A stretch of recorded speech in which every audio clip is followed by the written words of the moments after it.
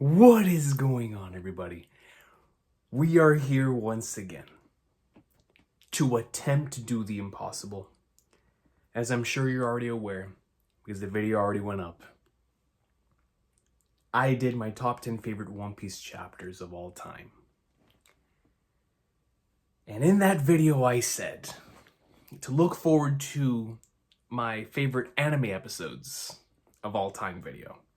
Because I made a conscious decision of making both lists at the same time so that I could pick and choose whether I wanted a specific moment to be represented in its manga version or its anime version. So I was very specific on which version I wanted where. And because of that, there are some chapters / episodes that y'all know I love a lot that will not be intertwining because that was the way I made the list. And so if you know I really rock with a specific chapter, a specific moment, and you do not see it in this video, it's more than likely in the chapter video. So, with that being said, we are here today to rank my favorite One Piece episodes. This was extremely difficult, but I managed to get it down to 20. Now, the list is ordered from 15 to 1, but I do have some ties that connect to each other. They revolve around a specific theme where I cannot disassociate one thing from the other because they are so connected to me, right? And so those will be ties. I have 1, 2, 3, 4, 5 ties, and they're all very around the same part of the list. So we'll get to that when we get to that. But I really couldn't wait to do this because they're about to adapt one of my favorite chapters, as we talked about in yesterday's video, that I'm very much looking forward to seeing animated. And before that dropped, I was like, you know what, man? I really wanted to get my favorite episodes out there just in case that does end up being an all-time favorite episode for me, depending on the material that's covered. I did not include any filler on this list. Shout out to G8 though, fantastic stuff there. No special episodes, so the fan letter would have been extremely high on this list. Extremely high on this list. But I did not include the fan letter. Obviously did not include any of the specials or the OVAs, even though I do have a special place in my heart for those TV special episodes, especially those TV special episodes, man. I love those episodes. And undoubtedly one of them or two of them might have made it on this list because of how, just due to how much material is covered in there. Ultimately, I decided to go for the canon episodes because it would make it much easier for me. And I'm not saying that, like the fan letter or any of that stuff isn't as important as any of these. It was just to make it much easier on myself. Can you imagine me having to rank the fan letter against some of my favorites here? It would have been tough, man. It would have been tough because I really love some of the things that have been produced by the One Piece anime. And so we're here today to celebrate the One Piece anime and talk about our favorites, man. There's been so many fantastic episodes, and because of that, very much looking forward to seeing your lists in the comment section down below, to seeing what your favorites are, what resonates with you, if we have any episodes that may intertwine. Very much looking forward to seeing that, as well as from the chapters from yesterday, man. Also excited to see that as well. Now, let's go ahead and start with number 15, man. I'll get to some honorable mentions later, but honestly don't have as many honorable mentions. I do have one that I want to give a shout out to, I suppose, before we start this video, and that would be the dual combo of episodes 151 and 152 in Jaya. Those are two spectacular episodes. Unfortunately, I decided to have my Jaya representation yesterday with the People's Dreams Never End in that video, but these two almost made it, and it was really, really close. They would have been my 16, but I decided not to include them because I was like, you know what? I can just have them as an honorable mention. I obviously really love these two episodes, the Knock-Up Stream episode and Luffy punching Bellamy. Extremely iconic, as well as all the other stuff. That's the episode that introduces the Gorosei and Doflamingo and Kuma and so many important endgame things that I was like, you know what, man, it's got to be on here somewhere. It's such a special episode. So I had to have that up. And the Knock-Up Stream, come on. Super iconic scene. Absolutely love it. So shout out to those two episodes coming in as an honorable mention. Now, starting us off at number 15. There's going to be a lot of this. There's going to be a lot of but I just can't help it, man. It's my arc. You know what I'm saying? It's my arc. And it had to be on here because this changed everything for the way that I would interact with the One Piece anime moving forward from this episode. Before this episode, on both the old channel and on this channel, I would cover the episodes that I wanted to cover. I covered it a lot more frequently on the old channel through Punk Hazard. But once this channel started, I did cover a few Dressrosa episodes. I did cover, if I'm not mistaken, a few Zoe episodes, as well as actually quite a few Zoe episodes, if I'm not mistaken.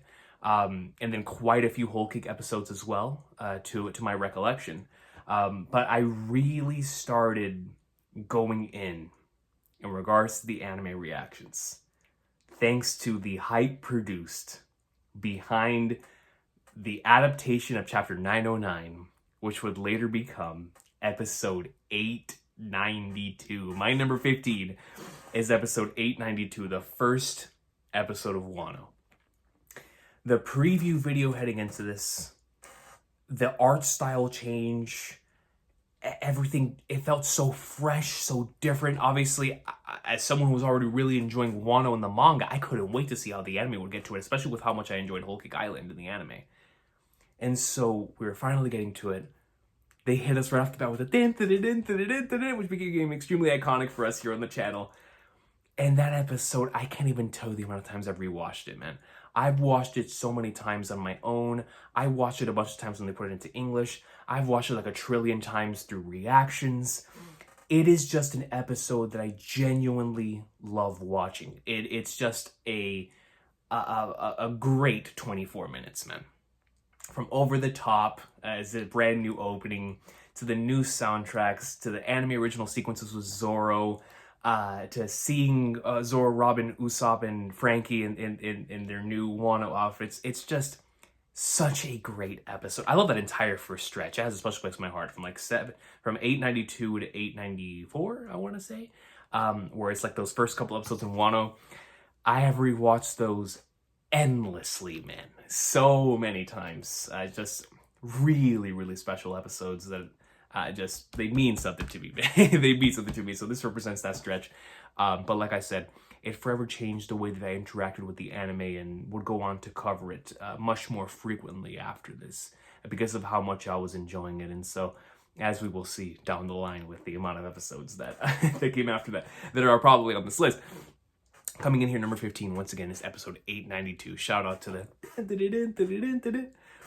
with Komurasaki Hiyori just going crazy. Number 15. Number 14. It's another one episode. I can't help it, man. I can't help it. It's another Wano episode, but this one is an Around the World episode.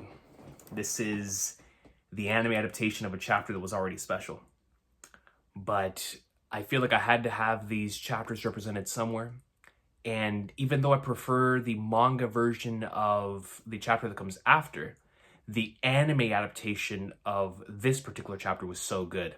I was like, if I have to represent it in any type of way, it's got to be on the anime list.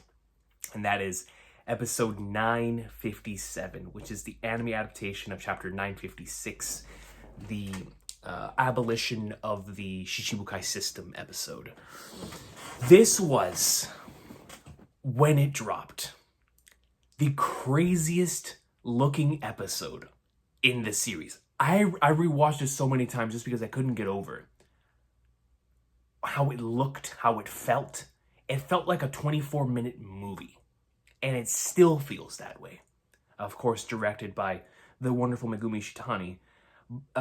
At the time, it was like, holy sweet mother of Flagnars, what am I looking at here? But it truly is that special. And for the content that's covered there, with the mystery surrounding Sabo, with what in the world is going on with Blackbeard and what he's going after, what happened with Cobra, all of these things in the background while the Shichibukai system is being abolished, the reverie and the continuation of that. And it was like, what an episode, man. And all of that was directed in a movie-like style where even scenes like the Big News Morgan sequence with the Cypherpole agents was like out of this world cool. And so super dope episode. Love that scene with Garp and Shirahoshi at the beginning of the episode as well. It's just a great episode, man. And those wallpaper-like sequences with like Buggy and Crocodile, Dofi, Blackbeard, Shanks at the end of the episode. It just looks so cool, man. And so I really love 957. That's another episode that I've rewatched a bunch of times, and it just had to be on this list, man. And that stretch, obviously, in the manga, while we were going through a weekly, was extremely important. But when we got that anime adaptation, it was like, wow, man, this is what the anime is capable of. And it was just insane. So shout out to number 14 going to episode 957, man. What a special episode. Coming in number 13, I have an old favorite. I actually still have the DVD when I used to rewatch these episodes a lot. It is from the Drum Island stretch. Shout out to these old DVDs, by the way, man. Absolutely insane. This thing covers from episode 79 to 91 back in Drum Island, and it is, of course, my pick for number 13, which is episode 86, which is the final episode of the Chopper flashback.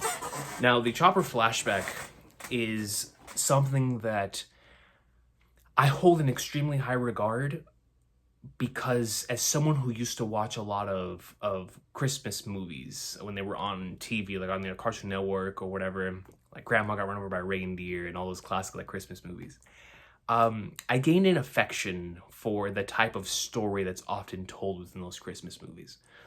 And so when we got to this particular section of the story, and I saw what Oda was cooking here with Drum Island my first time around, I was in shock in how he was able to take this thing that is a well-known concept, and like reindeers and Santa Claus and all these different things, and really make it his own, to where it's almost inseparable for me now at Christmas time from the Chopper flashback.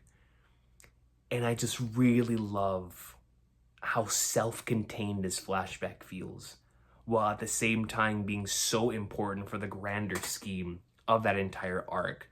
And obviously in the manga version, Luffy's about to punch Wapol. We go into the flashback when he finishes punching Wapol. It just goes to show like the emotional thorough line this flashback is. But in the anime, the episodes that cover the Chopper flashback just feel, and it's already a really emotional arc with like the law pin scenes and Luffy climbing the mountain. It's filled with a lot of emotional stuff. But once you get into the crux of that in the Chopper flashback, and you finish it off with one of the episodes that has made me tear up the most in the Hero Luke death sequence, obviously, and everything surrounding Chopper there. And it's just, not only is it home to one of the most iconic quotes in the entire series, right, with like, when does a man die? But it's also home to just a really well-told story. So much so that Oda even talked about the fact that his parents were like, yo, the story with the reindeer was cool. We were talking about the Chopper flashback. And it just goes to show that it's a universal thing. And I've heard of multiple different occasions where people will show this to someone they want to get into One Piece as their first exposure to the series, because it is so easy to access. We've all seen Christmas movies. We've all seen those types of stories being told.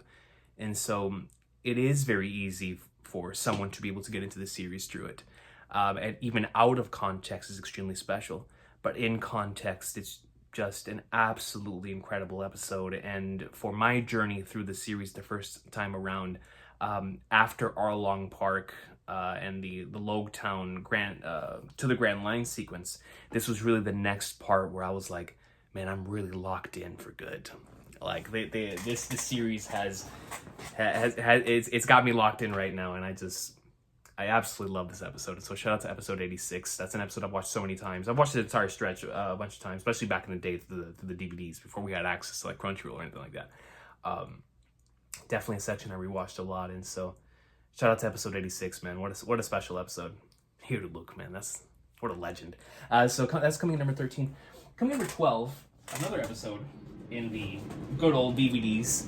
I've talked about this multiple times, but when I was first catching up to One Piece in the Shonen Jump version of the volumes at the time, Alabasta was the thing that was coming out in American Shonen Jump. Obviously in real Shonen Jump they were in like Thriller Bark or something, or Sabaody or whatever it was at the time. But in ours it was in Alabasta, and so that was like the arc, the One Piece arc for like, or what it felt like was the One Piece arc at the time. because that was all I would see from it, right? And so experiencing that for the first time and going through those episodes for the first time was sensational. And I think it was a Thanksgiving for me. I was watching it on my PS3. Shout out to the PS3, man. The PS3 internet browser. I was watching this particular stretch of episodes. And oh my god, man. I mean, that was already a special experience, right? All of Alabasta, going through that. I could not stop clicking through the episodes. But the grand finale of that arc, the grand finale, the granddaddy, when you reach my number 12, which is episode 129, and the entire arc comes full circle, and what has now become the scene right next to a sequence from Dragon Ball that I consider as like, when I think of what anime is, I think of the Vivi Nakama scene. Episode 129. The opening playing in the background, the throwing up the X, the incredible plot twist, the tension throughout the course of the entire episode. What is Vivi going to choose? Obviously, when you watch the opening, you see the thing with Robin, but you don't know if Vivi's joining. It's like, yo, what are the flying patterns going on? And so after going throughout this entire journey with Vivi, you feel so emotionally connected to this character. You want her to join. You want us to be a part of it, of her journey, right? And so you go through the episode, Bon Clay, a true G, right? Shout out to Bon Clay, man, Bon-chan. I've met great showcase in this episode. But obviously the Marines are on our tail, man. And if we associate ourselves with a princess, it's going to be a bad thing for her. And so we do a direct callback to the beginning of the arc when the thing that is going to be the sign of our friendship is the flipping X, man. And so when Vivi outwardly states she wants to stay because she wants to lead her people into the new generation, right? And into a brand new era where they can feel comfortable and safe. And yo, man, she goes, she's like, yo, but will you still call me your friend? The Navy's listening to this. And the squad is just like, man, and with the music playing, will always give me goosebumps. Will always give me goosebumps. Sensational episode, and yet another one like episode 86, and another one we'll talk about later, that like forever solidified. I am here, locked in for the ride, man. I am locked in for good. You know what I'm saying? Like, I just loved this episode, bro. Shout out to Vivi's farewell, man. Not only has it become obviously extremely iconic, we've even seen a Hungry Days version of this, but it's just a really special episode and a good like signpost of the journey of like, you're really experiencing peak right now. It's just so good, man. Shout out to Alabasta. What a great arc, but this episode in particular will always be special to me. And so shout out to episode 129, man. Like I said, it represents anime for me, and it's so incredibly special. So that comes in at number 12. Coming in at number 11, we talked about Return to Sabaody yesterday in the manga video and why chapter 598 is so incredibly special to me. But there is an anime episode that I really enjoy, and it's not the adaptation of 598, it's actually the adaptation of chapter 601, which is episode 521. I made a video a couple years ago where I talked about episodes that we've rewatched so many times we can like say certain things verbatim, whether it's a cartoon episode or a movie or whatever it is. And that for me, one of those things is episode 521. There's a certain part of the episode that I can talk about verbatim. Like, I don't even have to look at the screen. Like, once the episode starts playing, I can immediately start like mouthing it because I know exactly what the character's gonna say because I've watched that episode so many times. And episode 521 is that for me, man. This episode has the Luffy jet pistol too slow sequence, Zoro and Sanji coming in, going into like swimmer gets the pacifista, and ending off the episode with the Rayleigh legendary crying meme, which has become infamous now, but with the I'm gonna do it, I'm gonna be king of the pirates as We Go is playing in the background. I love Return to Sabaody. I've talked about it so many times, but this episode, similar to how I feel about chapter 598, is another one that just makes me feel like I'm home. It's an episode that represents so much about what I love about the Shonen Jump formula, or just the time skip formula of the characters coming back after quite some time and seeing what they're up to now and getting the band back together is stuff that you'll see in like comics or novels or movies or whatever. But the way that One Piece does it is just, I just really love these characters, and so seeing them again and seeing how much stronger they've gotten, and seeing the jet pistol against an enemy that they all struggled against one of them in the past, and Zoro and Sanji take out one together, Luffy takes out the other one, the two slow sequence, one of the rawest sequences of all time. It's silly, it's fun. The I'm Gonna Be King of the Pirates panel represents the New World Saga. It's just, I love this episode. I love this episode. Shout out to episode 521, man. When we go playing in the background, come on, man. Last one we are playing in the background with episode with number 12, number 11. When we go playing in the background, it's like you just come on, absolute peak. And so that comes in at number 11. Shout out to Return to Sabaody, such a special arc for me, and that is an episode that God, man, what an episode. Shout out to episode 521, and another one that I love watching reactions to.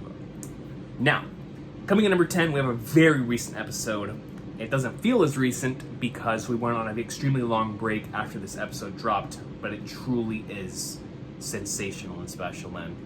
And that is episode 1122, the Garp and Kuzan greatness. You could put 1121 and 1122 here together. You could put 1114, 1150, 1114, 15. The entire sword stretch is represented by this episode because I just love that stretch in both the manga and the anime. And yesterday I talked about how if I couldn't have it on one list, I was going to have it on the other. And I just really love the memories of Sword. I love Garp. I love his dynamic of Kuzan. I love his dynamic of Kobe. And all of that, it culminates with an episode that truly brings the emotional aspect of chapter 1088 to such a high level, man.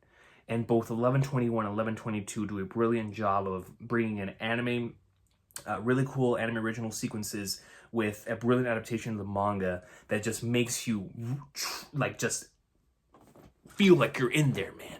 When Kobe hits the Honesty Impact, I'm there, bro. I'm rooting for him. Like, yeah, that's my guy. That's my boy, man. And so the Honesty Impact sequence, Garp and Kuzan boxing, I mean, they're just throwing hands. And you got the battleship bags. You see how he trained them, the differences between how Garp worked with Aokiji, or with Kuzan, and how he works with Kobe, and how he wants to change that for next time, how he feels like he messed up, but he loves his people so much, man. And then Kuzan with a tear, and it's just, what an episode, bro. And like I said, it sort of represents the entire stretch there in Hachinosu, but it's just a really, really great episode. And man, dude, it's insane how much Oda did in 4 chapters. Because Hachinosu was 1080, 1081, 1087, 1088. And in the anime episodes, it was 1114, 1115, 1121, 1122. And they are so incredibly memorable. Like, it just hits, man. It's a section that hits extremely emotionally. And so when you combine that student-teacher aspect that I have so much in my stories, alongside with a Kuzan plotline we've been following for so long, right? Like, we've been wondering, what is going on with Kuzan? Ever since Punk Hazard at the end of that arc, where he has the conversation with Smoker, you're like, what in the world's going on? We speculated after Dressrosa that potentially Kuzan was with Blackbeard to get the confirmation later down the line. And then you get, of course, this particular stretch. It's just, it was really special, man. And one of the main reasons why that post-Egghead, that 1079 and 1088 stretch in the manga is so incredibly special. And it has that Reverie stretch. It has that Shanks episode that we talked about yesterday, or the Shanks section. And then, of course, today with the Sword section. And it's just, what an episode, man. What an episode. Even the Buggy stuff, that's really, really good as well. All of that was just made the post-Egghead section, or not even post-Egghead, the mid-Egghead section, the around the world Egghead section, so special. Another reason why that arc is just so incredible, because all that stuff happens in that arc. And And just, I have so much love for that Garp sequence, man, with him and Kuzan and the finale there, and it's just so good. So good, so I had to be on here. Shout out to 1122, Garp, Kuzan, Kobe, the way the tension builds when he looks back and is like, where's Garp? Oh, they just do such a great job of adapting him, man. That's coming in here number 10. Number 9. I had to represent Marineford in some capacity in this list because of how many times I've rewatched that stretch of episodes. And when I mean Marineford, I'm talking about the entire saga. Yesterday, I talked about it in its manga version for a particular episode within the Marineford arc itself. But today, I want to talk about post-Marineford because I believe that is just as important in making Marineford the incredible arc that it is.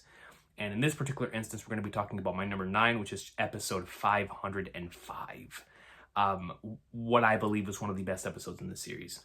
This episode has the Dodon Garp scene.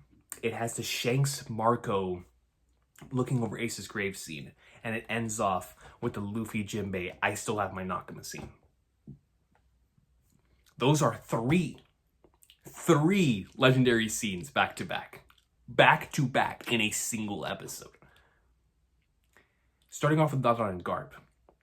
That is a scene that I don't care how hard-boiled you are. That thing brings the tears out, bro. When you come out of the ASL flashback and you see how much those characters meant to Dodon, how much they meant to her, and Garp comes home.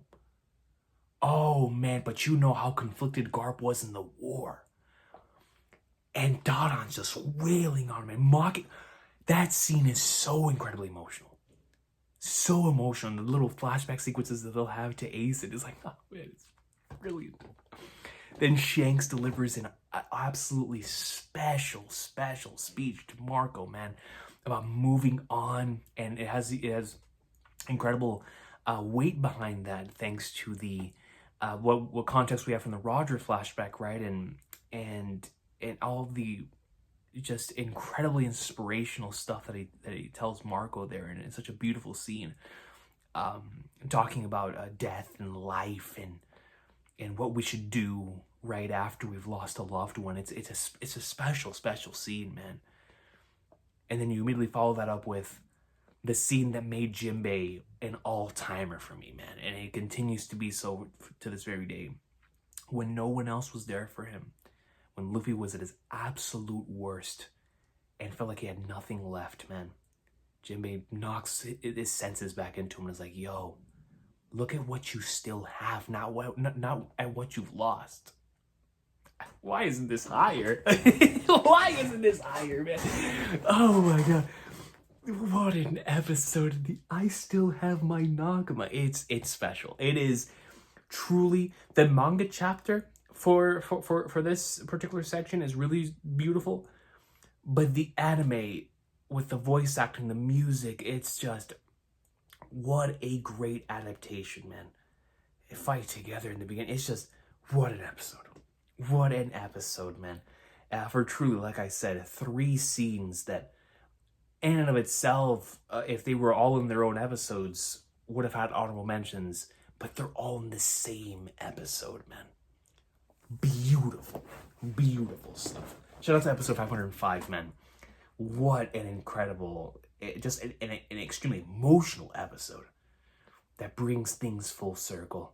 And after that, you kickstart the next part of the post Marineford stuff with Luffy deciding what he wants to do, and it's a pivotal episode in the series. Very, very pivotal episode. And so, a lot of love for episode 505. That comes in here at number 9. The next few installments are going to be a lot of ties, but they're all going to be under the theme of a specific character, right? So they're all going to represent a specific character that I absolutely adore, and episodes that I heavily associate with them for one reason or another. So coming in number 8, under the umbrella of Sanji, we have episodes 808 and episode 1061. Episode 808 obviously is Luffy versus Sanji. I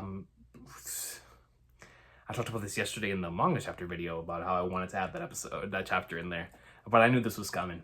And I had to choose the anime adaptation of it because the music they play here gets me every single time. And the final part of that episode, when Luffy tells me, "Oh, without you, I can't become king of the pirates," is one of the most emotional things that you could ever experience, bro.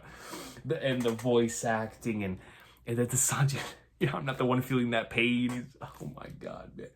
And the thing is, right, that sort of represents what Sanji was going through throughout the course of not just Hulk Island, but in Zou, the decisions he had to make, how much pain he was bearing from all the way back in Zou until now on his own. And for his captain to come back and understand what he was going through. It is such a powerful scene. I almost included 825 in here, but I'll talk about that when I get to 1061.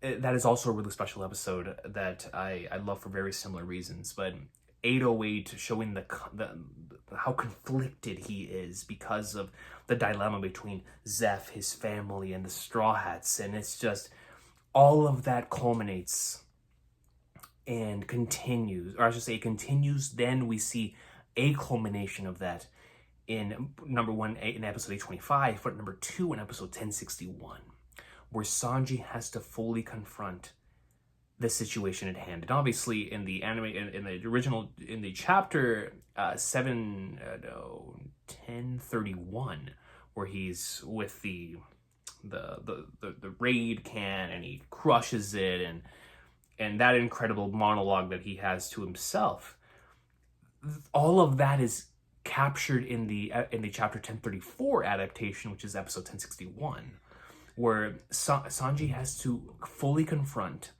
the previous abilities of his family, and while doing so has to take on a queen who is obviously wants him to use the raids, who wants him to become a monster, wants to become this experiment.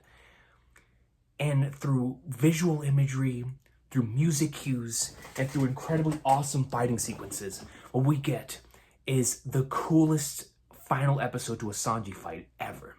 Because it has so much of what makes his character so special. It calls back to everything from the what he went through in Zou, what he went through with Whole Cake Island, obviously what he had just started on this journey once more with the chapter 1031 stuff. But then when we get to the end of this battle and you see how much he overcomes in order to take out Queen, because taking out Queen, Sanji was doing that, but he had to overcome himself in order to do that. And so when you see the mask breaking, and it's just the every time, it's so good. It's so epic, but it's so emotional as well. And it's the images when he looks down and sees Zeph and he sees the Straw Hats, and it's just, what a fantastic episode that uses anime original visual imagery to the best, highest degree. It's unreal. It's unreal, man. And so when you present the conflicted feelings of episode 808 and how emotional that is, but then a culmination of that and a payoff that so many episodes in the making, and it's just, I love episode 1061, man. And it together in cohesion, it just really causes for one of the major reasons why Sanji is a top 5 character for me, and I just absolutely adore those 2 episodes. They are both extremely special. 808 has a special place in my heart because that was the same week that we had a 1-hour special in both Dragon Ball Super and in One Piece, where we got the Ultra Instinct episodes in Dragon Ball Super and Luffy vs. Sanji in One Piece, and it was just a really special night, man. I'll never forget that. So from a weekly experience standpoint, that was super special. But just having these 2 episodes and what they mean for Sanji's character, I had to put them in here, man. And honorable mention, obviously, to the Mr. Prince episodes in both Water 7 and in Alabasta, because I love when Sanji's Mr. Princing, man. And so, huge love to those episodes. Obviously, adore those episodes, and I would have loved to put them on here, but I think the 2 episodes that best represent why I love Sanji are these 2 and number 8. So that is my number 8. Shout out to Sanji. Going number 7, same thing, under the umbrella of my boy Roro no Zoro. And I've talked about at length that I associate the anime a lot with Zoro because, especially back when I was working at CC's, I would put on a Zoro fight and just watch that while I was working, man, because I just really like watching Zoro do his thing, you know what I'm saying? But as far as his character is concerned, this was really tough because there's so many moments that define Zoro's greatness, right? I think even before I talk about the two I want to talk about, I think about the incredible moment where he, decides to lower his head before Mihawk in order to has to be trained by him, right? And this is the individual he's trying to surpass, and so you see how much he's putting to the side by asking him this, right? He's putting something far more important than his own desires on the line, and it's a really powerful sequence. But the two episodes that come to mind the most when I think of Zoro is episode 377, the Nothing Happened episode, and episode 1062, which is the final part of Zoro versus King. Talking first about Nothing Happened, right? So, but on a serious note, it even just as an anime adaptation, this was one of the first instances of, oh wow, like this is a perfect anime adaptation. You look at that manga chapter, which is the first way I experienced that stretch, by the way, because I switched over from the manga to from the anime to the manga mid through the park. So I first experienced the Nothing Happened in the manga, which is obviously extremely sensational. But when I watched the anime adaptation of that, I was so blown away that it became like the definitive version that I would forever look at that moment. And it is so special, man. And really cool animated sequences. The art is out of this world. The music's out of this world. It's spectacular. But what that means, what Zoro did there, is such a character-defining moment. It's so incredibly iconic and special to his character that it is the Zoro moment. If I could only ever choose one, it's that one. Because it truly is one of the greatest moments in the series. A moment of loyalty.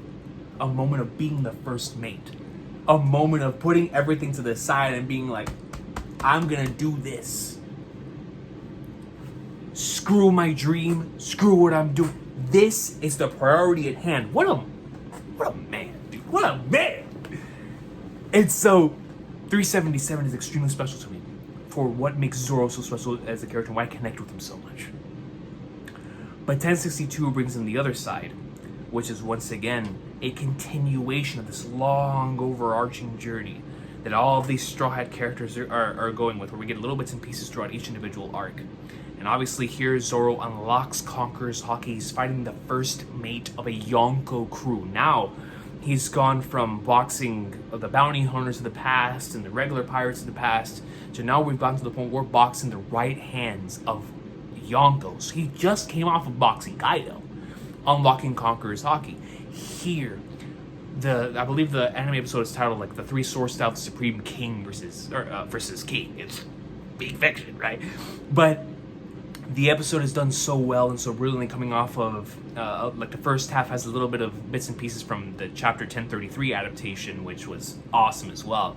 But you get little bits and pieces of that with Zoro and King. King gets really cool sequences in this episode as well, with like the who truly is Joy Boy, kind of where like the one who will defeat me is Joy Boy. Well, that comes later, but it's like the what comes before that, like the prelude to that, right? With the King and Kaido interaction there, how he frees him from Punk Hazard and things of that nature. It's a really, really great episode for King and Kaido's relationship, because you get to see how much is on the line for him as well. Like, he truly cares for Kaido. That's his guy, the same way that Zoro is Luffy's guy, right? Like, the strong bond between first mates. But when you see what Zoro does in this particular episode, especially coming off of, like I said, chapter 1033, with the three swords representing different aspects of his dream, right? Like for his captain and his best friend. He's doing this for Kuina. He's doing this for his captain. But he's also doing this for the Straw Hats. He's doing this for the individuals that he's met alongside this journey. And that causes for the three blades to represent something differently. So the three blades that he has have much more weight than the one blade that King has. And so throughout all those incredible, and I mean, from an action standpoint, this is probably my favorite action episode in the series. It's just crazy. So that second half, I don't know if I've ever watched anything like it. It's crazy with the music. When Zoro's going up, bro, to deliver the KOH serpent dragon damage. Oh my god, bro! The animation, the music. He just goes, come on, man. He lands the ZL and to be continued. It's peak fiction. It's Go Raw Fire Peak to the max, man. It's to the max. To the max. So it's what I love in terms of just straight entertainment value, but it's also what I love in terms of character and what it means for Zoro's character. And it's yet another character defining moment. And I love episode 1062. I love it, man. And so those two in cohesion give me so much about what I personally love about Zoro and why I connect to the character. But also, like I said, into my own personal thing of I rewatched so many Zoro fights, and now Zoro versus King is like the fight that I rewatch. So I rock with those two episodes. So those two represent my boy Zoro. Coming in number 7. Coming in number 6, continuing the umbrella of a character being represented by 2 episodes, we have Nami. Nami coming in here at number 6, represented by episodes 37 and episode 254. These are 2 episodes, 2 chapters that I talked about at length when discussing why Nami is one of my favorite characters. But talking about them here with the anime adaptation of both episodes. Episode 37 is the reason why I fell in love with One Piece, right? My journey started off with episode 3, or I started with episode 1. But episode 3 was where I was like, whoa, wow, there's something here. I really like this. I liked it from episode 1 a lot. But episode 3 was when I was like, like, should I be liking it this much this early on? The next one came with the incredible dynamics in Orange Town that I just really rocked with. It was just something I liked about the dynamics between Luffy, Zoro, and Nami that I just loved a lot. Then we got to the Captain Kuro arc in Syrup Village, and Luffy had so many awesome scenes in this arc, man. Where I was like, oh, dude, like I love this. Then we got to Baratier and Zoro versus Mihawk, and you get the legendary Sanji farewell scene and the all blue, and it's like, oh man, I'm here, man. I'm locked in. But when you get to Arlong Park, when you get to the culmination of East Blue and everything, all pinpoints to episode 37. And the culmination of Nami's emotional flashback coming out of there, the Genzo scene, when everyone storms off, Nami did all of this to try to stop them from doing so, and they all do so anyway. Then, in desperation, she cries out, finally, because she did not want to cry out to anybody for help. She's been doing this by herself for so long, man. So she gets on her knees, is no longer able, so she's like, yo, screw this Arlong flipping flood. Luffy comes in, stops it. Nami's like, yo, why? Why you? Why don't you just leave me alone? Starts crying. It's like, yo, Luffy, tasukete. My dog, going back to Orange Town, when he specifically told her not to touch my hat because this is my treasure, he puts that very same treasure on her head saying, you are my treasure now. You're a part of my Nakama. Of course. Peak fiction, man. You get one of the most iconic scenes of all time. And they'll walk to Arlong Park. Which one's Arlong? Absolute peak fiction. I mean, the peak is to go raw fire peak to the max. Probably where the word originated. You know what I'm saying? But what I love so much about episode 254 is you see Nami's journey and how she learned to rely on other individuals. Because in episode 37, you got to see how much it took for her to ask for help from others. And in episode 254, for Robin, recognizing and understanding that Robin is doing all this for them, not seeing Luffy, not seeing Zoro, wondering what in the flying flatters those two are up to in the midst of that massive storm going on. Nami jumps from rooftop to rooftop, going over all of the inner cowardice she may be feeling. She's human. And just like what happened with earlier on with Usopp, that she did not want any of that to happen. She was seeing the crew break apart before her very eyes. And now when a glimpse of that hope was presented before her with Robin actually doing all this for her and for them, for the Straw Hats, she was like, no, I'm going to take things into my own hands now. Screw what everybody else has to say. Runs and tries to find them. and screams out from the bottom of her heart once again, but this time not for herself, but for one whom she knows needs more help than anyone right now, which is someone that's trying to do something similar to what she did back in Arlong Park, which is take on all the burden on her own. And she screams out to Luffy and Zoro to stop fooling around, stop being flagnards, because Robin needs them. And bro, that episode is so incredibly special. That was the honestly the section in the story, the entirety of Water 7, and we'll talk a little bit more about that later. That just it changed my brain chemistry forever, man. I'm the man who I am today because of that series of episodes. But seeing how Nami's character was progressing there and seeing that particular moment, it forever solidified her as an all-time favorite character. And I love her for many, many different reasons. But that in and of itself, that small little detail, the way that it explodes there, and it goes back into the thing that was talked about in that arc where you were similar to the callback back in Arlong Park where Luffy was talking about, I can't lie, I can't be a navigator, I can't do the sword thing, I can't do any of that. But what I can do is beat you. In Water 7, we call back to that by saying, there are things that only you can do. There are things that only you can do, so do that to the very best of your ability. And we saw Nami do that here. Right before that scene, honestly, in the Sea Train. Where we got that. But it just forever solidified Nami as an all-time favorite character, and that's why I had to put those two here, because I've watched those episodes so many times. Never failed to make me emotional, but what they mean for me in terms of why I love that character as much as I do, they had to be on this list, man. So shout out to episode 37 and 254, and shout out to my girl Nami, man. What an amazing character. The heart and soul of the Straw Crew, man. Now, coming in number 5, from this point forward, man, I mean, honestly, all of the ones that I've talked about so far are all favorites. But man, this is great. So this is another tie, but rather than being under a character, they fall under the umbrella of my favorite transformation, and the thing that I've just succumbed to is the thing I've rewatched the most, right? Which is my favorite Gear 5 episodes. Coming in number 5, I have an episode from Wano and an episode from Egghead.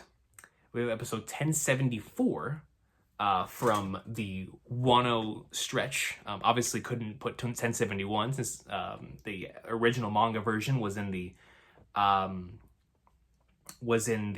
manga chapter video. But even if I had access to 1071, I still would have chosen 1074. Excuse me, because I just really love that episode. And then my Egghead pick for the Gear 5 episodes is 1100. I still need to process the recent Gear 5 episodes, as amazing as they've been, because while One Piece is on break, I rewatched 1100 and 1101 so many times that I was like, man, these have got to be on the list. They have to be on the list because I already consider both of these to be among my most rewatched episodes because of just how much fun they are to watch, man. Let me start off with 1100 this time first, and then I'll get to 1074, because 1074 is a little more emotional for me. 1100 and 1101 is exactly what I want from a Gear 5 episode. It is silly, it's goofy, it's masterful in showcasing just how crazy this ability is, while also showcasing how raw it is and how incredibly terrifying it can be as well. There's so many really cool sequences, like whenever Lucci is about to fight him, and inside of his eyes, you see like Luffy coming with like the red eyes. It's what an awesome sequence. When Luffy transforms into Gear 5 originally in 1100, super cool with the dude. It's super dope. The comedic stuff in there is super good as well. Bouncing off the walls, the showcase of speed. When he puts on the sunglasses in 1101. It's just so many great sections that I've rewatched endlessly, man. And once again, it's Luffy versus Lucci part 2, so you're calling back to the original battle with that. But it truly is a special stretch of episodes, a special like 2 episodes that showcase the brilliance of Gear 5, and I love the way that it was handled. in those two particular episodes. From just a fun aspect. I just really loved it. And obviously then you get into like the origin of fruits and how all of that was covered there, but specifically for the Gear 5 sequences, I just love rewatching. That's why I chose 1100 and 1101, I guess. But for the 1074 part of this pick, this one, as much as it has one of the coolest action sequences ever, with that Gear 5 Luffy versus Kaido scene, which I have watched so many times, and it is great. The real reason why I love this episode is actually this scene that takes place when there's a particular song, and y'all remember, I was obsessed. I couldn't stop talking about this scene for months. But there is a particular scene where Hyogo the Flower starts talking about Luffy. And it's playing that soundtrack in the background. I forgot what it's called, but it goes...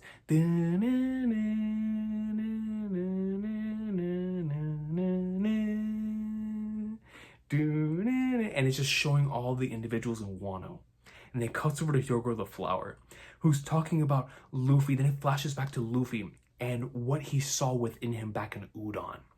And it's like a phenomenal representation of why it is that not only I love this character, what this character means for the individuals here, what's at stake here in this final battle, but also what the concept and idea of Joy Boy and Gear 5 means to the people in the grand scheme of things. And so with a 1100, you get to see how much fun it is as a transformation, how cool it is as a transformation to see in combat. But 1074 showcases what the thing means in the grander scale of the narrative and in the small scale for the people of Wano. And I just really love that particular sequence. Like I said, I've rewatched that moment, that scene, so many times of that song playing in Hyogo's song. It's just so good. It gives me goosebumps every time, man. Extremely emotional stuff. So I had to include those two picks. I've watched those endlessly, man. So shout out to 1074 and 1100 for being there, and I really love the recent Gear 5 episodes as well. Both undoubtedly, we're gonna have like a million Gear 5 episodes in number 5 in the future, or maybe even higher. In the top 4 now, man, we have officially reached the Yonko part of the list, even though all of these are technically Yonko caliber, but just for One Piece purposes, the top 4, the 4 Yonkos. We have reached the top 4, man. And coming in at number 4, we have an episode by itself. It is the final episode of Whole Cake Island, one of my favorite conclusions to an arc. It is episode 877. When this episode dropped, man, this was one of the first times that I had watched something, and after finishing it, I just sat there. I remember finishing the reaction, just sitting there, and I put the episode over again. I just stayed silent. Honestly, wish I should have recorded it whenever I went back and rewatched the episode again. Because it hit me even harder the second time, and then the third time. And to this day, I rewatched the section of this episode earlier today in preparation for this video, and it still gets me extremely emotional. It is an episode that is so focused on setting a specific tone of this like somber feeling from the first frame of the episode until the end. It is sensational. Soul Pocus, one of the greatest soundtracks, the end roll version of it, another soundtrack I might even love even more. It just brings Whole Cake together. Sanji's journey, Pudding's character, Big Mom as an incredible antagonist, Jinbei, everything, Judge, Zeph, the Pedro and Carrot stuff. It brings all of those elements together so incredibly well. The same way Chapter 902 does. But it executes it at the highest possible level. The highest possible level. To the point to where 902, when it dropped that year, and we did our top 10 favorite chapters of the year, I think it was like number 5, whatever it was. Baby, if the anime adaptation would have dropped, that might have been my number 1 of that year. And that was a stacked year, man. But man, the anime just took all of the material that was already great within that chapter and elevated every sequence. The Soul Poker sequence elevated the Big Mom stuff happening there with Jinbei, the end roll different version of the Soul Focus soundtrack during the Pudding and Sanji scene. Y'all know how much I love Pudding, man. One of my all-time favorite characters. And her phenomenal character inclusion there is just, it's beautiful, man. It's the zenith, you know what I'm saying? It's the apex, it's the denouement. It is beautiful. And so you get the incredible stuff there with the end of Pudding's journey, and a very, very tragic end, very reminiscent of something of like a tragic Shakespearean play, while at the same time playing on classic Disney elements. It's just the tonal whiplash is beautiful. It couldn't be any better. They couldn't have captured the essence of the arc any better. And I have to give a lot of props to Whole Cake for doing that throughout the course of the entire arc, capturing that Disney aspect of the arc very well, which I know Oda was heavily inspired by based on his interviews, right? The Disney Renaissance era being integral to the beginnings of the One Piece series. So for him to be able to create something like that this deep into the series must have been a lot to him.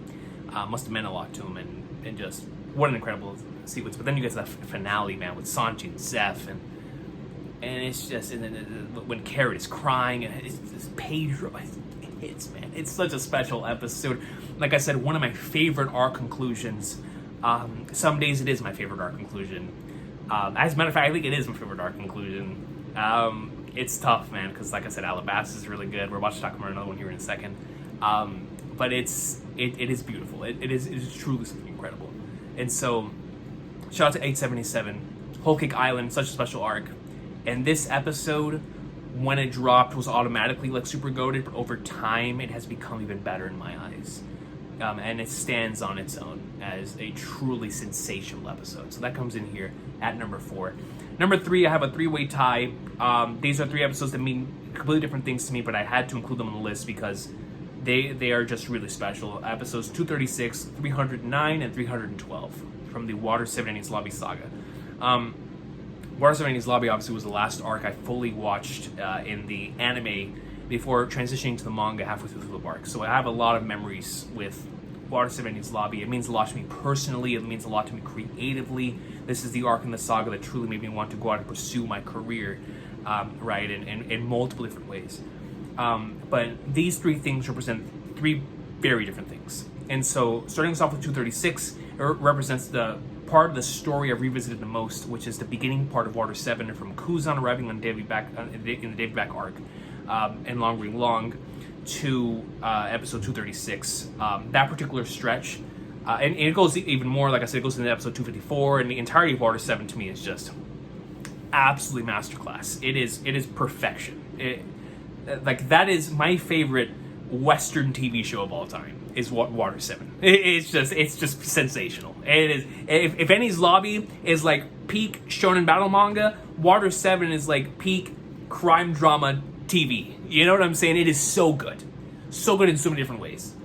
But the emotional, everything that makes One Piece special to me is captured in that first Water 7 stretch.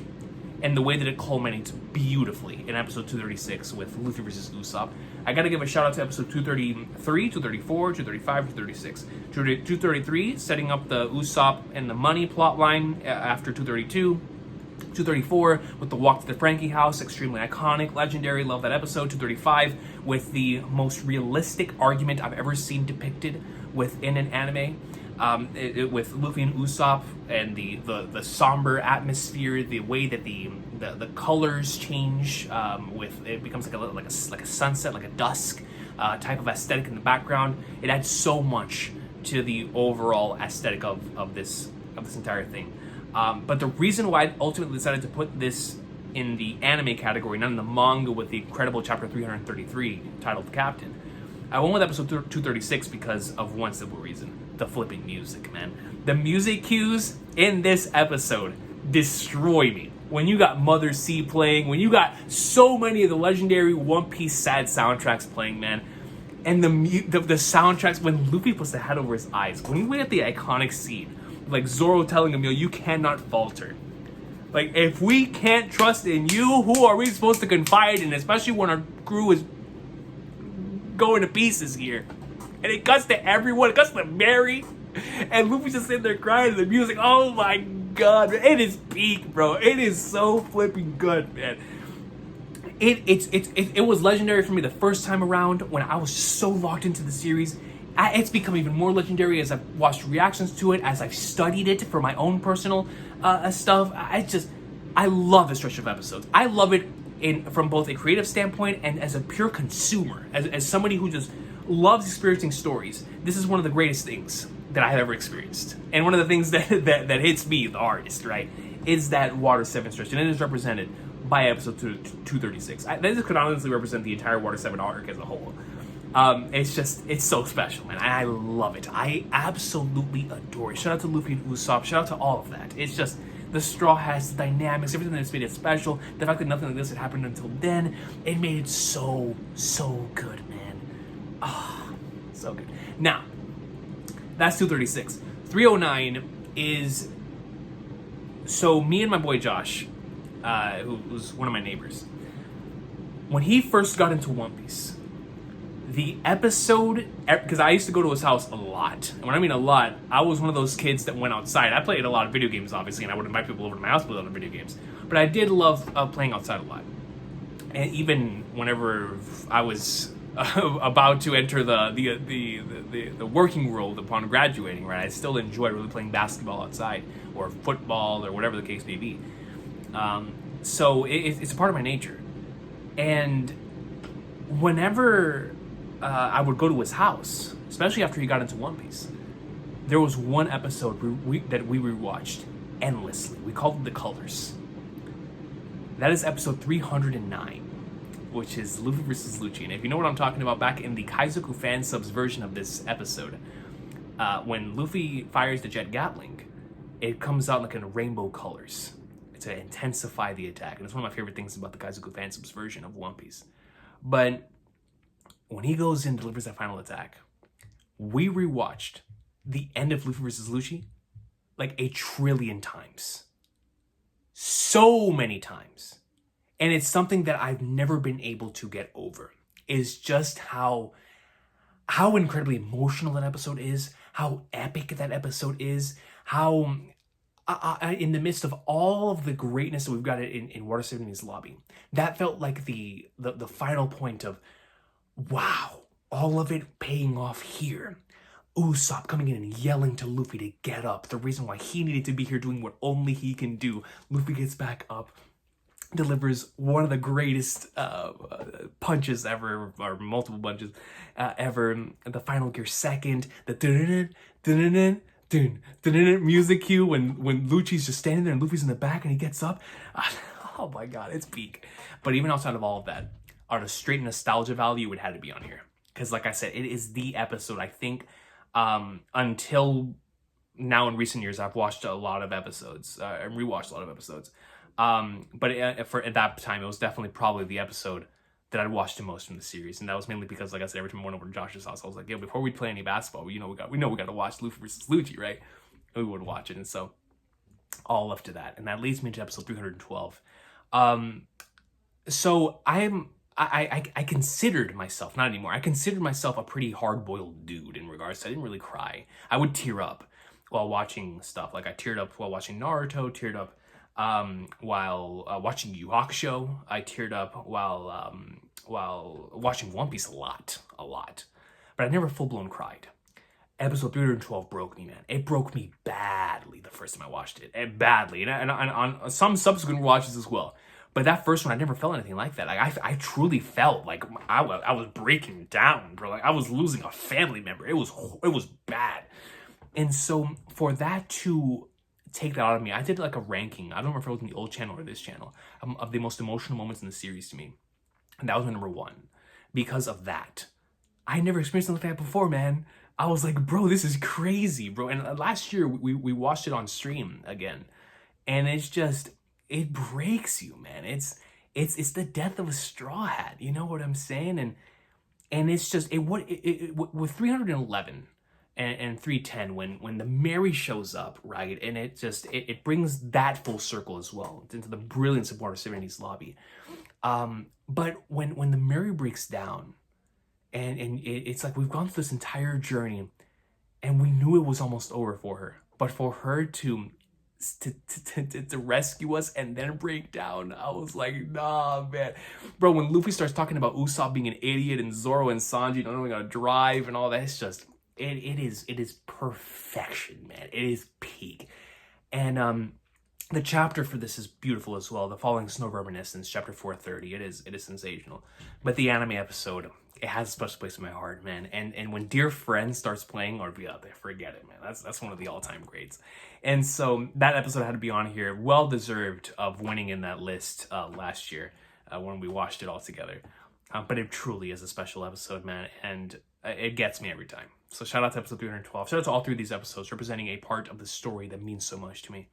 So 236, 309, and 312 are my number 3. Now, top 2 time. Listen, man. My number 2 was elevated by recent events.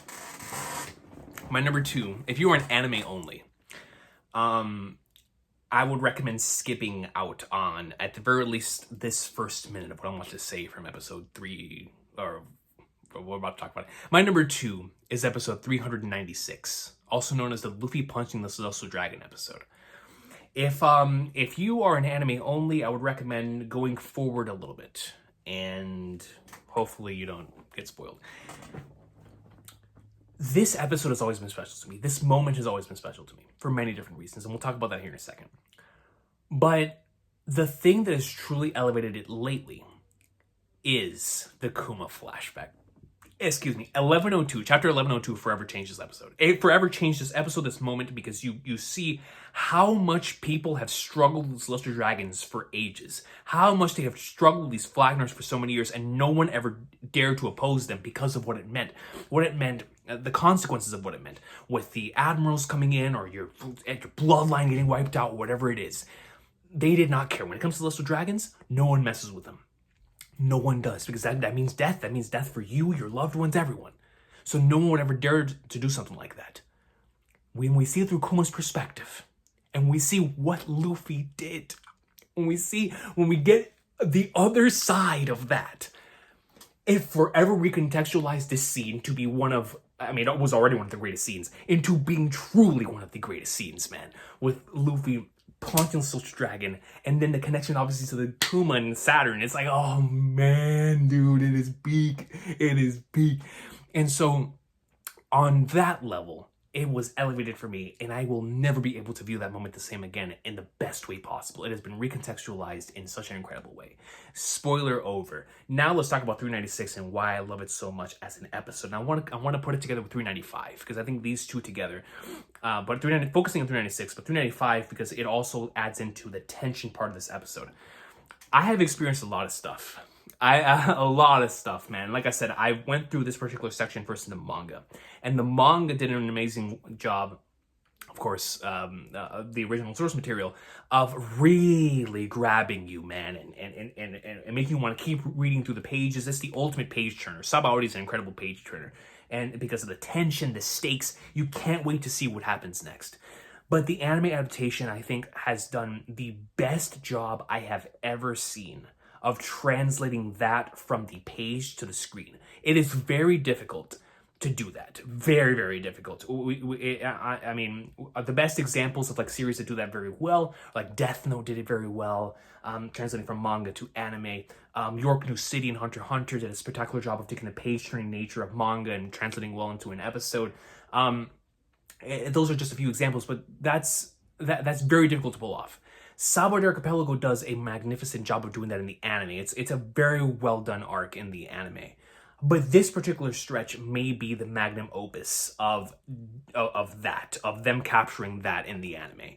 Because obviously there are other sections in the story where you can't wait to keep watching, can't wait to keep looking. This is one where you literally feel like 24 minutes have gone by in a second. It is masterful television. These two, 395, 396, culminating with the Celestial Dragon Punch, it is unreal.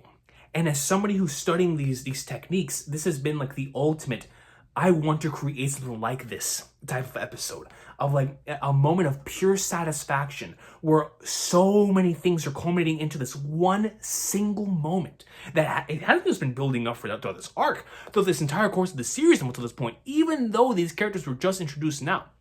Even though Celestial Dragon was just introduced now. Even though this was the arc where Zoro was about to go in and take him out. Bonnie comes in, takes him out of the way, understanding the severity of the situation at hand, right? All of the stuff with the Celestial Dragons was brought into the picture in this arc. And that in and of itself makes it immediately important. But in the grand scheme of the narrative, what this represents and what you feel here, it ties back to what Oda's been building up for a very long time. And so when you get to here and you see the Celestial Dragon, see how much of a Flagnard they all are, our connection to Kami and how much we've come to truly love Kami and Papaku. When we get to a moment where we feel truly helpless, we don't have enough money, we can't go against Celestial Dragons, what are we going to do? Mother of Flagnards, man, St. Charles does what no one should ever do, which is hurt one of Luffy's friends, especially one who gave him food. And he hurts Hachi, who at one point in time was our enemy. Luffy says, nah, brother, you ain't doing that on my watch. We were all waiting to see what Luffy would do when he got to the thing and how he would take care of the situation at hand. It is suspense at the highest level. Alfred Hitchcock would look at this entire sequence and be like, that right there was cinema. You know what I'm saying? Like, and that was the master of suspense I'm talking about. Like, that's just how good this section is, man. And so he goes and Hachi, of course, we have the extremely emotional scene there, brings a tear out of your eye, brings a tear out of my eye every single time. And you get the most, it's like such an emotional driven sequence. A sequence builds so much suspense and not knowing what in the world's gonna happen next. And you're sitting at the edge of your seat. And what does Luffy do? What does my MC do? He does the most my MC thing that's ever been done. When no one else is gonna do it. When Eustace Kid and Law are like, hey, these dudes who look extremely hard-boiled, look extremely cold, look extremely like, oh man, like they'd do anything. Even they were like, what in the flying thunders does he think he's doing? Luffy don't care about none of that. You just hurt one of his boys. And because you hurt one of his boys, you about to get it, son. He goes up the stairs, and everybody's like, I don't care what the consequences come. You're feeling it in that moment. This is when you are feeling what the characters are feeling. I don't give a flying flowers. You kill him. You take him out, son. He goes in. It goes back into the manga. He delivers the most satisfying punch I have ever seen, man. And in terms of just pure storytelling, it is a masterclass. It is truly something I look back on as a creator, and I want to capture that within in the stories I tell. But as a consumer, as an individual who loves going through these stories, similar to what I just talked about with 236, it is just something that thoroughly entertains me and is extremely, extremely special. It is an incredible episode. And then you bring in what it means for the overall narrative, what it means for the thematic structure of One Piece, what it means for the Celestial Dragons and then the Straw Hats as a whole. Then you bring in the recontextualization aspect of what happened later. It is a sensational moment. It is the crux of Sabaody Archipelago. It is what honestly kickstarts the Paramount War saga into being the legendary saga that it is. And I just really adore this episode, man. It is Luffy at my most, my MC to the max. You know what I'm saying? Maybe not to the max, because we're about to talk about the max. But it truly is special, man. So shout out to episode 395 or 396. Come on, man. Come on, dude. So no honorable mentions, because I already talked about a few of them. But my number one, you already know what it is. The man who's gonna be king of the pirates, Monkey D. Luffy. Episode 1015. This is without question my most rewatched episode in the series now. But I want to talk about, because obviously episode 1015 has been talked about to nauseum. There's it's a well-regarded episode for very good reasons. But I want to talk about my own personal attachment to this episode, and similar to the Dodon, Shanks, and Luffy and Jinbei sequences. I thought those three were all in one episode, and I couldn't believe that was actually a thing in episode 505. Episode 1015 is the same way, except it's two halves. Both of these halves could be their own episode, and they would be my number one and my number two, without question. Because the Yamato and Ace sequence in the beginning half of this episode completely changed my brain chemistry. The Studio Ghibli Disney sequence with Yamato entering the novel upon hearing, or entering the fairy tale, upon hearing what Ace was talking about in regards to Luffy's dream, that entire sequence completely changed the way I look at stories. Or I should say changed. It affirmed the way that I look at stories, which is, as someone who grew up in a very similar situation as Yamato, not in a literal sense. I love my parents, but in a sense of being able to mainly experience the world through the stories that you experience, through the fantastical adventures that you go through, and finding freedom through that. When she experienced One Piece, when she heard about Luffy, and the chains were breaking, I felt that on a personal level, man. Like, on a meta sense, I felt that on a really personal level. I understood what they were trying to put down with Yamato there. I really felt that. I really felt that. And that in particular section, and then the enlightenment, the birds, I can see everything now. You know what I'm saying? It's like, I can see clearly now. The rain is gone. I mean, bro, all of that with incredible visual imagery with with Luffy and Roger, and then you've got Whitebeard and Odin and Sabo there, and it's an Ace, and it's just it's incredible. It's incredible, man. But then you get to the emotional part of that, and Yamato waiting, believing in the stories, believing in something that she has never seen before, just heard about through texts, and yet still believes in the legends, still believes in the things that no one else believes in. Yamato then goes on to say, "I would never laugh at Luffy's dream." We still don't know what that is, but the idea behind the idea that Yamato would never laugh goes back to the idea of, after having experienced so many stories, after having seen Odin's journey and having the imagination being endless because of being locked down for so long, anything is possible. Anything is possible. That is freedom.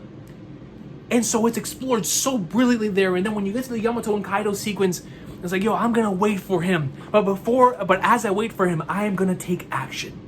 And goes in against Kaido. And then we get back to the present, reading the book to Momonosuke. And it's like, yo, one day, 20 years in the future, and you have the most epic scene, dude, where you got Kid running up the stairs, you've got Law doing it's Law first, zoom, zoom, zoom, then Kid, and then Zoro up in the air with the sword, he's looking, then Luffy goes up the stairs, and that's only the halfway point of the episode. Then you get to the other side of the episode, you got Big Mom and Kaido, after just talking about the fact that they were going to go after the One Piece, like, yo, the worst generation starts pulling up. It's Kid, it's Killer, I know how you feel. They go in, oh man, dude. Zoro, he starts going in, Lob, Junk. Oh man, dude. Then Big Mom and Kaido already like, oh, my worst generation's here. But where's the loosest one? Law's like, yo, where's the loosest one? Where's the loose cannon? The one that always does everything on his own. And then you have Luffy with Odin symbolism. Whoa, boom, he comes out. Whitebeard's theme starts playing. It's the pinnacle of the medium, man. Yo, Whitebeard's theme starts playing. You have the worst generation, Conquerors Hockey. They're right in front of each other. It's like, yow! And the thing is, the manga version of this chapter made Luffy my favorite One Piece character, because for years, I had always tried to deny that he was my favorite One Piece character, because I was like, I don't want the main character to be my favorite character, right? And I tried to have even though in the bottom of my heart, I knew Luffy was my favorite character. And this episode, or this chapter when it first dropped, chapter 1000, I was like, I cannot deny it anymore, man. And when they brought this episode out, I wouldn't even dare to deny such a thing ever again, man. Because what you would get is a Kaido and Big Mom who are trying to provoke the king, man. But Luffy doesn't give a flying flag north. Hey, Lin, what do you think this Brad tried to say the other day in front of my face? Yeah. Big Mom's like, yo, he's an obnoxious little brat, isn't he? Luffy walks through the two of them. They're both like, what in the world? Walking through the two of us? What does this guy think he is? He has the coldest walk of all time. He pulls up to Kinemon. Kinemon is on the floor. We get a flashback to Luffy's eyes that shows all of them when they were good and healthy and ready. We come back to the present. They've all been smacked up by Kaido, man. He picks up Kinemon. The tears start welling. Brother, tell me what I gotta do. man. Kinemon's like, yo, man, are you still going to take Wano into your hands? He's like, yo, of course I will, because I'm your friend. I don't give a crap about being a hero. I don't care about all of this. I'm doing this, as I always have been, because of my boys. And Kinemon's like, I can leave it to you. Kaido's like, oi, did you hear me, Brad? Comes down with the mace. Then Luffy gives out the command, throw! Because we know Law's a straw hat. Throw! Send them all downstairs. Law with the rawest. Boojunk. They all get sent downstairs, bro. And I'm like, yo.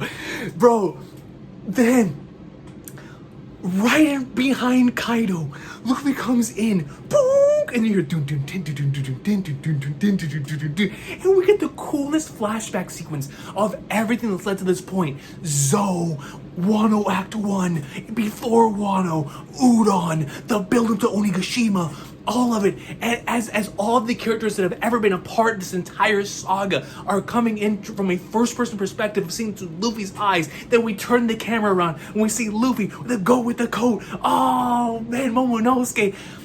Let's take down Kaido! Dun, dun, dun, dun, dun, dun. Gomu Gomu no! Rendo! Rocco! And finally, they lands a blow that hurts on flipping Kaido after chapter 923. He went in gear 4. Nothing worked. Nothing hurt. All he did was make him unsober. And now he came back and delivered one single attack that put the brother straight on his knees. Big Mom was like, Kaido? How did that happen there? Zoro smiling, Kid and Lar like this flipping flag nard, man. Oh, the legendary soundtrack playing in the background. Luffy lands on the floor.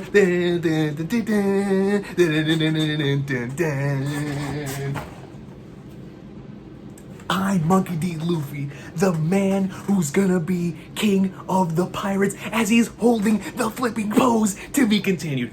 The single greatest anime episode I have ever seen, man.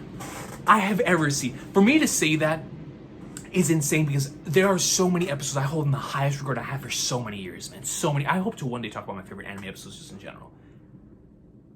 But episode 1015. That's the pinnacle, man. That episode means so much to me. It means so much to me in all three ways. Creatively, personally, and just as strictly just entertainment. It is perfection. It is such an incredible episode. I love it. It elevates everything that I love about the series. It made me love it even more. The both halves are special in their own ways. They feel like two different movies. They complement each other so well. And episode 1015 is my episode, man. That will forever be my episode. I don't know if it'll ever be topped. But I said that before. And I saw Wano top them both with my favorite manga chapter and my favorite anime episode. So please, let me know your favorite episodes in the comments down below. Very much looking forward to seeing what your favorite episodes are. And I can't wait for all of us to have a civil discussion in the comment section in regards to our favorite episodes down below. Y'all have a good one. Thank you so much for watching. Shout out to One Piece, man, for having so many great episodes, dude. Holy flag nards, man.